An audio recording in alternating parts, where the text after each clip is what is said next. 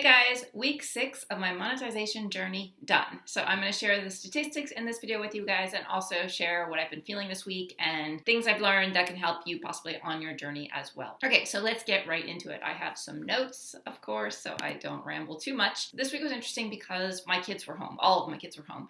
Usually I have a 3-year-old who goes off to daycare, but she was sick. This was the last week of daycare, and of course she's home for the week. So making videos and having those 4 hours devoted and dedicated to YouTube is now gone. But it was actually a good prep week to what to expect for the rest of the summer because she is off all of July anyway. Now this is my new norm until mid-August when they all go back to school and daycare. I will be home with 3 kids every day, all day, and I need to still create quality videos for you guys that are so wonderful in supporting my channel.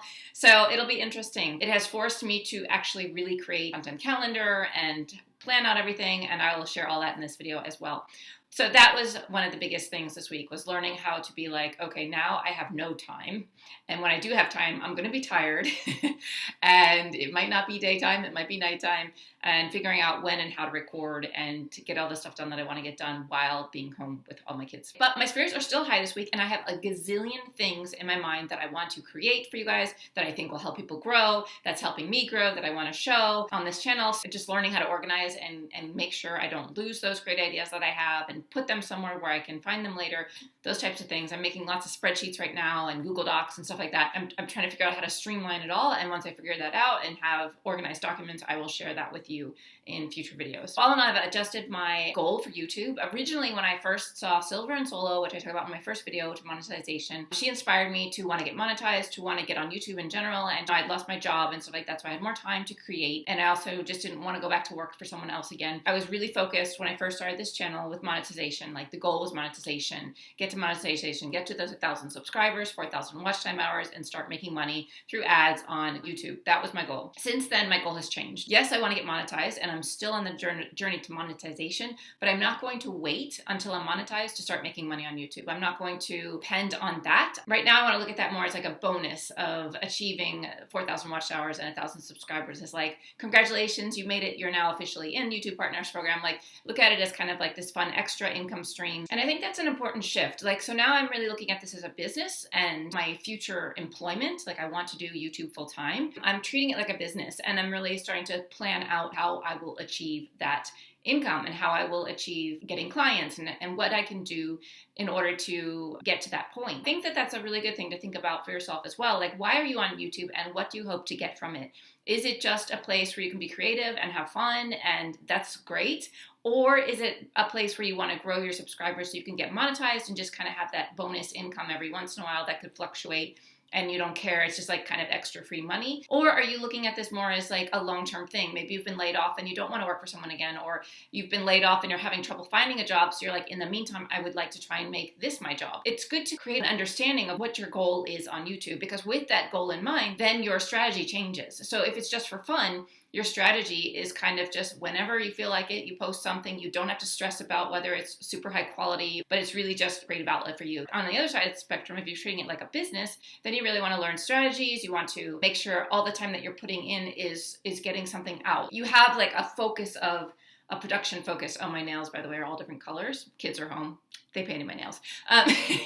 But yeah, so you have a focus and a direction, and it's controlled by that outcome of building a business on YouTube. So I think that's an important thing to think about and understand, and also create goals and plan in respect to whatever it is you're trying to achieve on YouTube. How do you want it to work for you? So with that said, I have shifted my strategy quite a bit. So my number one goal has always been, and will continue to be, to create or to strive to create awesome content for you guys with tons of value that answers specific questions that my niche has for growing a YouTube channel. My number 2 goal is I'm going to start building an email list. So I want to have more ownership or more control over the people that are interested in my content for future business opportunities. If YouTube was to disappear, all of the people I know through YouTube and the subscribers would all disappear with that platform as it is right now. So if I start now building an email list, and it will allow me to build a tribe outside of YouTube, and that tribe then I can reach out to and find out what they want from me, what they need from me, to have an interaction with them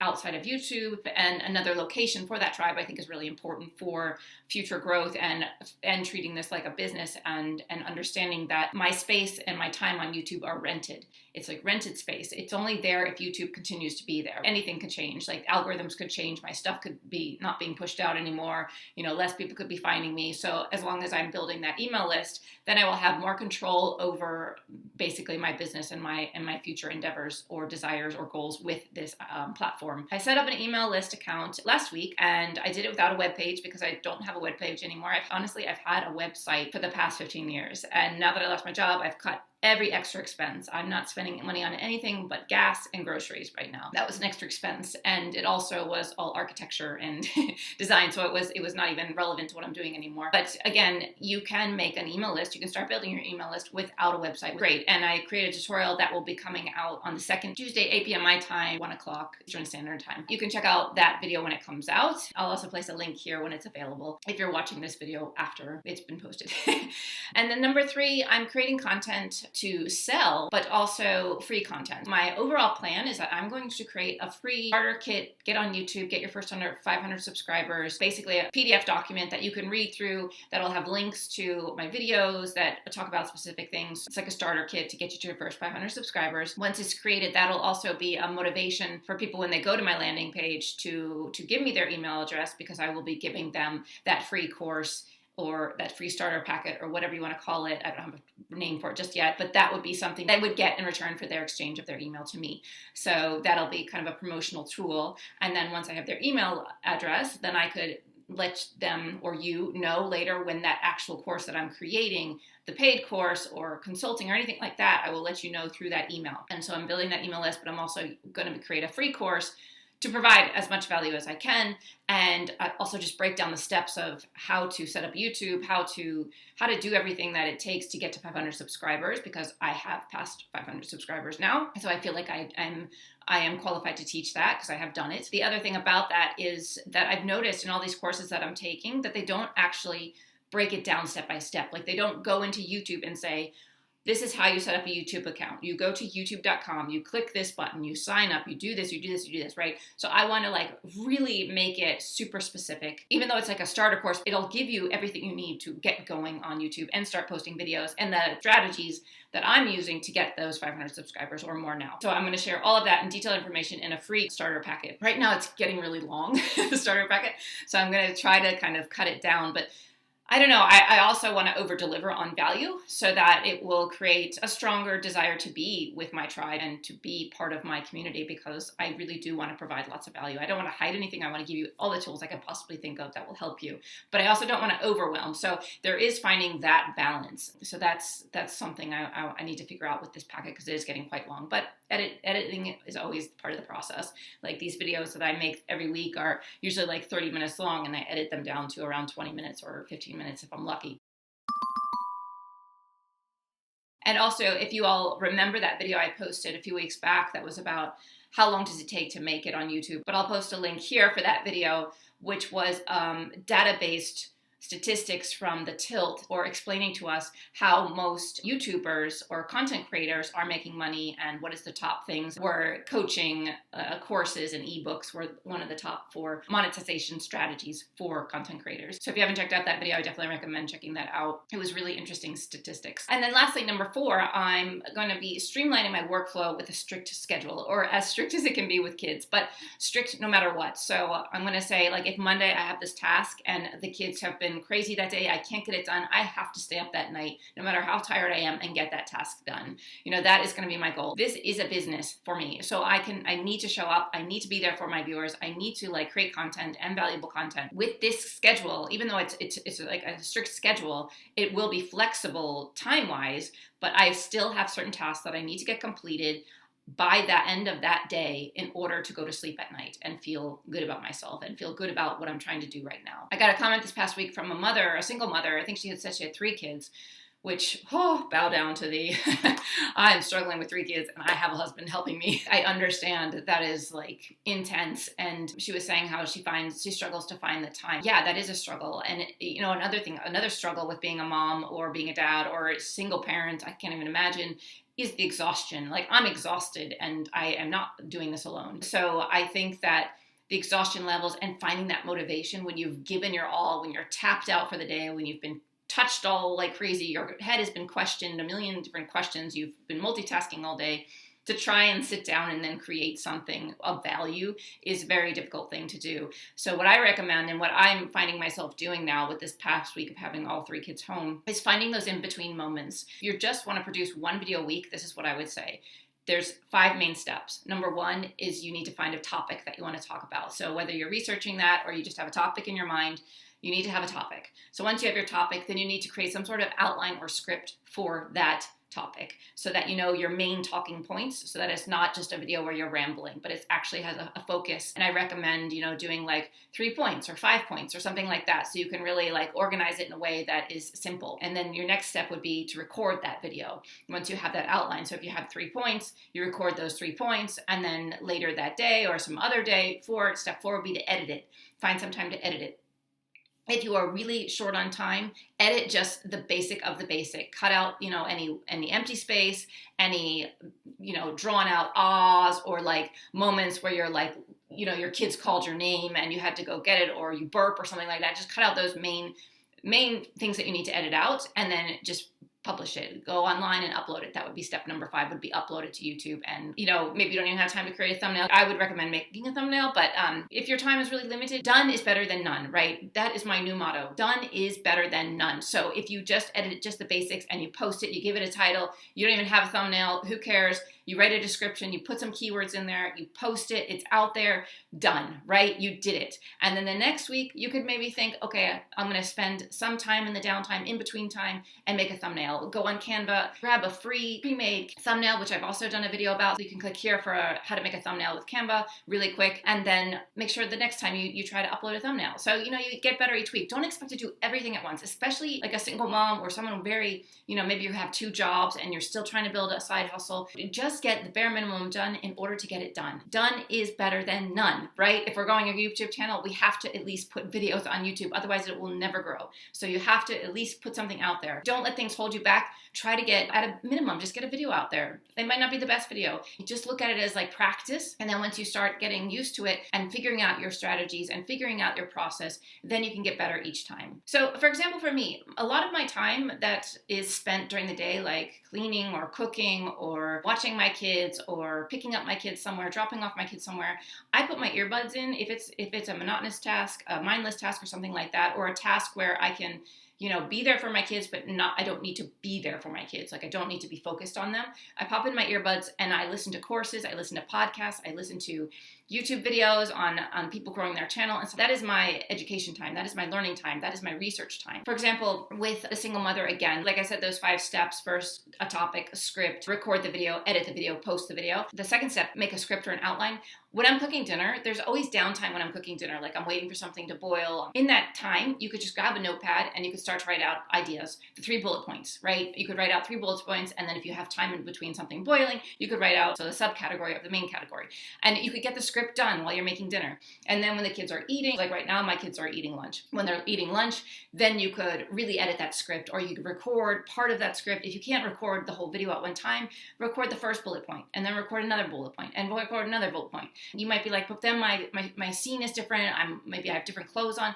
That's great, because apparently that's a really wonderful thing to do on YouTube. You need to have different scenery. You need to have different like locations and everything. So that would work into that. I think it can be done. Instead of looking at things as hurdles, we need to look at things as opportunities. Where can I find opportunities in my day to get this done? That would be another tip of advice I would give to people struggling to find the time to do this. Another thing I like to do is I really love to engage with the community that's on YouTube and the people that are commenting my videos. I really appreciate people taking the time to comment and getting to know them and see their journey and see their pages and just get to know the community. I think it's really fun. So every morning when I'm having my cup of coffee, when I've given the kids breakfast, or if I'm up before them, I have a cup of coffee and I just respond to all the comments. I might get interrupted 20 times while I'm doing it, but it still gets done. And it's a great way to start my day, because one, it reminds me that I'm doing something that's helping people, which is nice. It reminds me that I get to be an adult and have adult conversations and use my adult brain, which is really nice. And then after it's done and after I comment to everyone, I feel uplifted, I feel motivated, I go to my kids, and then I start to talk baby talk again with my high-pitched voice. No, not baby talk, because they're not babies anymore, but you know what I mean. It's definitely a different mental level when you're talking with kids versus thinking about adult conversations. So that's a really nice way to start my day, and that is where I fit in commenting back to people. So I fit it in. My day is not, it's not like I'm sitting down for 4 hours every day like I was before the summer break began for my youngest, but I am finding those moments to get things done, and I have a list of things that I need to get done every day, so I make sure I get those done in those in-between times. So now that I've done a few videos and I have kind of an understanding of my process and how long it takes to make videos, I've decided to create a content calendar. And now, as it's broken down, Mondays are going to be my vlog day, kind of like this. I can be more casual, just wear a sweatshirt, it's fine, because this is more like a vlog style. This is like, you know, giving you updates of what my journey has been like for my weekly monetization. I don't feel so stressed about this video, but I have to do it on Monday because that's the weekly review, and I can't pre-record this video. So Mondays are a little bit more hectic for me because I know I need to get this video done. Monday is my vlog video like this. Tuesdays are now going to be my tutorial Tuesdays. So I'm going to upload tutorials on Tuesdays. And then Wednesday is going to be a trending topic, because I notice that trending topics are what is getting me subscribers. Tutorials get me subscribers too, but on a much lower level because the amount of people watching those videos is lower. Whereas the trending topics gather a lot of people to my channel, and then thus also in return gain more subscribers. It might be the same percentage wise, but just the sheer mass of people seeing the trending videos is much higher. So I want to make sure I have one of those a week. So that will be Wednesday, will be a trending topic. Thursday is then a shorts day, and Friday is also a shorts day. I want to keep testing shorts. They do bring a lot of views to my channel, and I do get some subscribers from them, but I'm thinking that the more views I get to my channel, the better it is. So at this moment, I don't know if that is a smart tactic or not, and I will let you guys know as soon as I learn more about that with testing this out. Right now, from what I'm hearing from all the, you know, the YouTube gurus that I'm watching, I can't say gurus, right? I don't think, but gurus or YouTube masters, maybe I should say that instead. I'm learning that, you know, they're all pushing shorts, and they say that it's good for building your channel even if you focus on long format. So I'm still going to keep pushing those, but I'm pushing those on Thursdays and Fridays because I think most people that are watching shorts, like, that is a very mindless activity, and I feel like people would probably do that on Thursdays and Fridays. I feel like people are more drained by the end of the week, work week. So that's my thought on it. And also I've seen some statistics that Thursday and Friday, or actually Saturdays, are really great for shorts. So like the weekend is really great for shorts, but I don't want to be worrying about any postings on the weekend, so I'm going to do Thursday, Friday for those shorts. And how my week will play out is I will record this video on Mondays like I'm doing, and I will also prepare any scripts for the week. So for example, this morning, before I started recording this video, I wrote all my scripts for the week. So I wrote my script for my tutorial, I wrote my script for this, I also wrote a script for Wednesday's trending topic, and then also I have 2 shorts. And the shorts are based off of what I talked about in my tutorials and the trending category. So I don't have to do so much more work. I take the main information, the main points from those 2 videos from that week, and then I put it into the short. You can use apps to do this, like I've talked about already in previous weeks. I like to practice what I'm learning, so I want to become a master at this, so I'm just trying to do everything by hand right now, everything on my own, and then if I find apps to speed up the process later on, and I like the way they're working, then I will use apps to take a long format and make it a shorter video. But from what I've tested so far, I haven't liked it, and I like to have control over what I'm doing right now because I really want to produce the best content that I possibly can, and doing that myself is kind of the best way for me right now. So every weekday evening except Monday, because I think Mondays are going to be a little hard because I'm trying to produce a video, edit a video, write scripts and everything while still having kids at home with me. So Monday nights are going to be free. The rest of the week, Tuesdays, Wednesday, Thursday, Friday, Saturday, Sunday night, whatever evenings, I will be devoting to writing my ebook, writing a course, writing this starter kit, and building from there. So any other business activities will be done at night, or if I manage to wake up early before the kids, which is very difficult with a toddler that likes to wake up at 5 a.m. every day, which also makes it hard to work at night because you know you're getting up at 5. Like if you go to bed at midnight, you're like 5 more hours. Go to bed at 1, 4 more hours. So hopefully most of you don't have to deal with this anymore. Maybe you are beyond the toddler phase or don't have kids. So every evening is devoted to kind of building business content that I will hopefully sell or that will become an income stream for me later. later. That's my plan for now. And by the way, I just started a community tab in my YouTube channel. So if you want to go there, I've just recently made a post that says ask me anything, because I really want to hear from you guys, and I want you to have a place where you can actually ask questions that might not be related to some video I'm posting, but might be something you want to see or that you would like to see. So yeah, so I created a community tab, and I would love to have you guys participate on there. So now we can jump into my screen, and I will share the statistics for this week. And I'm also doing it in a new format in an Excel spreadsheet so that you can see all of the data for all the weeks. So I just finished week 6 for any new people that are here that are seeing this video for the first time or seeing me for the first time. And I also have all the journeys in a monetization playlist, which you can see here. If you want to watch all of the journey weekly videos from week 1 to week 6 and beyond, that playlist is available. But yeah, let's jump there now and see how this Okay guys, so here we are in my Google Sheet. So I have the weeks 1, 2, 3, 4, 5, 6. I just finished week 6. Here are the views that I'm getting for those weeks. The first week, like if many of you have seen my monetization journey, the first week update was, you know, incredible. I had 1,800 views and 66 watch hours. I have beaten that now. I've gone to 83 watch hours and 92. This last week was the most watch hours I've received. So if you look at all of these categories, it goes up and down, up and down, up and down, but it's still going up, I feel like, overall. So I think that that is a positive. So we can see, compare and contrast the weeks. So views for the weeks have, you know, started out big, got lower, started to creep back up again, got lower, got lower. So my views went down this week to 2,300 from 24 to 38 prior, but my watch time hours are going up, and that is because average view duration is going up. So here my average view duration was 3 minutes and 34 seconds on average, and before it was 2:28, 2 minutes, 2:33. This one was a pretty good week. I might have been posting a lot of longer content videos that week, but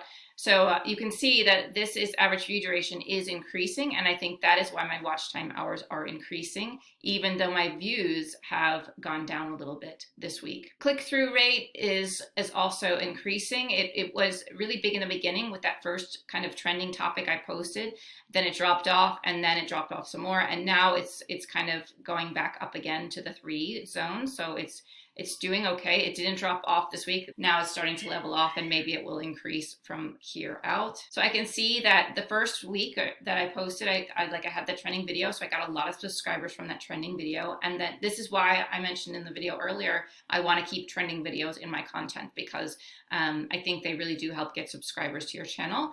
And then it was a big drop off. So 17 the next week, 11 the next week, but then it jumped up to 95. Then it went back down to 25, 39. So it's going up still. It's 25, 35. And if we take out this one, you know, 11, 25, 39. So it's going up. There is some fluctuations, better weeks, worse weeks or whatever. But I think overall, I'm still gaining subscribers. It's not 1 subscriber. It's like over 20 subscribers. So it's a positive thing in my mind. And I'm so happy with having, you know, almost 40 subscribers this week. I think that's amazing to me. Traffic source. This is referring to browse, because I've been learning that having your browse source as the highest will really help your channel grow. So this is showing that at 84% this week. The first week it was 84%, then 58, then 14, now 46, 25. But now I've introduced shorts in these 3 weeks here, or these past 4 weeks. So shorts are starting to play into that, where shorts weren't playing into that before. So now shorts will be playing into that more. And then the impressions that I've been getting, the impressions were 1,400, 1,100. Now it's 14,000, 52,000, 21,000, 33,000. So it's jumped up quite a bit. So that's really exciting to see as well. And then if I go here, I've also decided to break down how I'm being found for the week. So browse, channel page, YouTube search, other features, external, other suggested videos, and shorts feed. So as you can see here, the first 2 weeks I didn't have shorts feed because I wasn't doing shorts. Then I started doing shorts. Right away it was a ton the first week that I did shorts. Then it went down, then went back up again. Now it's down. So it's bouncing around a little bit. And suggested videos is increasing and decreasing here. And let's see, YouTube search. I haven't really had much YouTube search recently. It's been more, I think, browse and shorts feed has been my main place that things are coming from. I've had some externals, so that's good. And let's see, then I broke down the top 10 videos I've had since starting this journey, the titles and then the thumbnail title. I was trying to figure out, like, what is doing well and why it's doing well, I don't really have any answer right now. I think I need more data. If we could open this up a little bit more, you can see the titles. You know, this one's about monetization. What I did notice though is that I wrote down here what was trending versus trending is like really hot right now. If you go to the main YouTube page and you type in, like, if you put a category like monetization, that is a really trending video. You see like 5 of them in a row. That I consider trending. If I put in something, if I call it semi-trending, if it's like something that's getting a ton of views and still getting views, but it's not as popular, but it's a video that definitely has a lot of views, then I call that semi-trending. Like maybe 3 months ago, 8 months ago, it was like really popular video. Like a lot of those videos you're seeing are from 3 months ago, but it has lots of views. So I call that kind of semi-trending because it's not old yet, but it's still relevant. So that's what would be a semi-trending. And then personal is just these kind of updates, these monetization weekly updates or something else personal. I haven't really posted anything else personal, but that's what I would consider personal. And then education. So what I'm noticing in the top 5, 1, 2, 3, 4, 5 up to here above, is that there's a lot of trending. There's one education. So I think that for my channel growth right now, it would be really important to focus on trending and semi-trending topics, and also educational, because I think educational are evergreen, and also education is what I want to provide to my viewers. That's why I'm doing a trending video every week and an educational tutorial every week, and then a personal journey every week as well. And that is what is in the top 3. So that is kind of where my strategy is coming from right now, and I'm going to do that for 3 months or so, and we'll see what happens. I also listed out the number of characters in each title, main title, so you can see that the top 3 had like 66, 71, and 48, so it was kind of all over the place. So I don't know if the amount of characters is really making a difference. It's more the words you're using. I do find that emotional words attract more people to your videos than a video on like how to use TurboScribe. It's very great for searching for like SEO, but for a trending video, you wouldn't want to just say, I made money on YouTube, right? You would want to say, look at how much money I made on YouTube, or you won't believe how much money I made on YouTube, right? So you want the emotional intrigue to be there, and hook is really important for trending videos, whereas it wouldn't be so important for educational videos that are probably gonna be evergreen. It might work to get people to see it faster, but I think that, like, I do add things like fast or easy or for beginners or something like that, but that's not emotional. That's kind of just descriptive, adjective way of speaking about something. So, and then with the thumbnail, I looked at the colors, like the background of the thumbnail. So pale pink was the top one, white and yellow were the top 3, and then pink and then white. So white, bright pink seem to be in the top. There is a yellow down here, and I've had a lot of other videos with yellow backgrounds that I've done worse. So I'm thinking pale pink and white is kind of contrasty. So that might be something to think about. I don't know yet, though. I feel like I don't have enough videos to really think about how my thumbnails are working or not working. And then I wrote down what is the main image. So in the first video that did the best, there's a kid on a slide, kind of like with this expression of like, wee, this is fun. And then the rest is YouTube icon. And then a bunch of them I have just me, my face, and then Alexa standing is when I was actually doing a video about how to record yourself with your phone for shorts. So that has that image. And then me plus an icon of money. That was in it. So this is the top 5. So me and kid, like some other picture, and then a YouTube icon. And then these are the text colors that I'm using. So white with, of course, some sort of background behind it, or pink text, black and red, black and white, white on black, black, white, red, white. So most of them have 2 colors, the contrasting colors, so that the text is not just all black text or all white text or whatever. It seems to be contrasty are the ones in the top here, but they all have used lots of different colors. So I don't, again, it doesn't really teach me too much. But that is what has happened this past week. And if you want, I can go to my YouTube channel to just kind of show you the overview for this week. So I'm at 590 subscribers, which is really exciting. 600 is around the corner. So 2.4 thousand views, 95 watch time hours, plus 41 subscribers. So this is more subscribers, but this is updating live. So it might be a little different from the statistics that I took earlier this morning.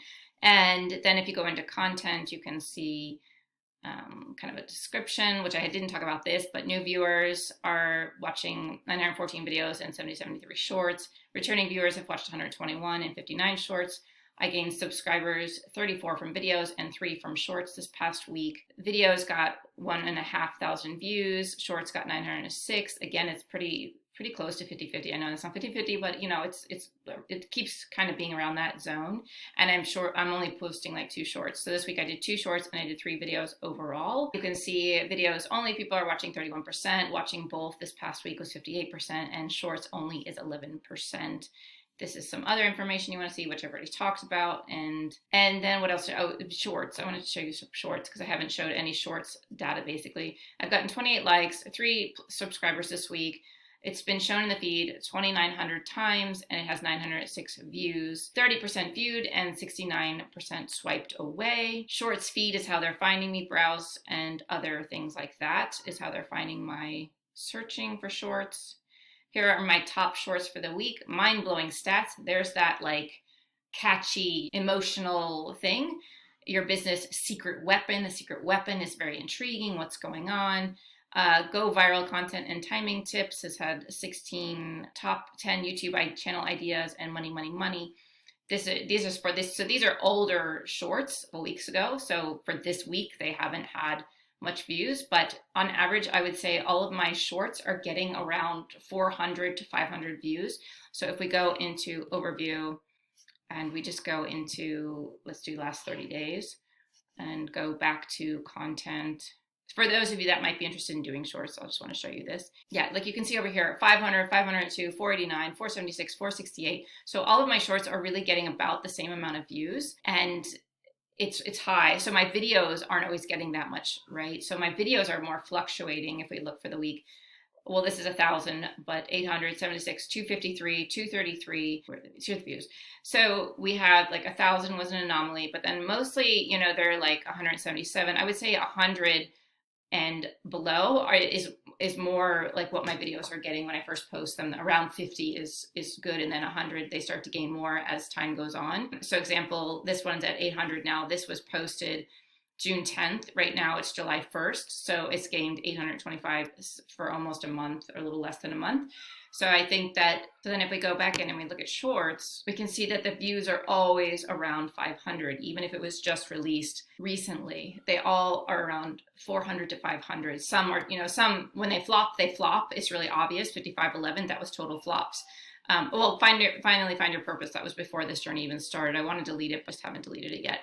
But so 55. So when it's an obvious flop, it's only in double digits, and then when it's doing well, it's triple digits, and it seems to be triple digits very easily, very quickly. Whereas my long format videos, it takes a little bit longer to get to the triple digits. It starts off, you know, 65 views for like a day or two, and then maybe it goes up from there. But I think that shorts are really quick. 400 views, 500 views, really quick, right away. I think that is something to notice. For me, it tells me to keep doing shorts, and I'm going to keep doing 2 shorts a week. And maybe if I find more time, because shorts are pretty quick to produce, I could test out maybe doing 4 shorts a week and seeing how that helps with my subscribers or that type of thing. But for right now, what I can manage right now is 3 videos a week and two shorts, being at home with my kids all day, every day. Hopefully this is helpful for you all and gives you good information. Again, as always, if there's something you want to see that you're not seeing here in these statistics, but you're curious about, let me know. I hope your channels are doing great. I hope that this helps you grow your channels or gives you inspiration to stick with it. So thanks for watching, and see you next week.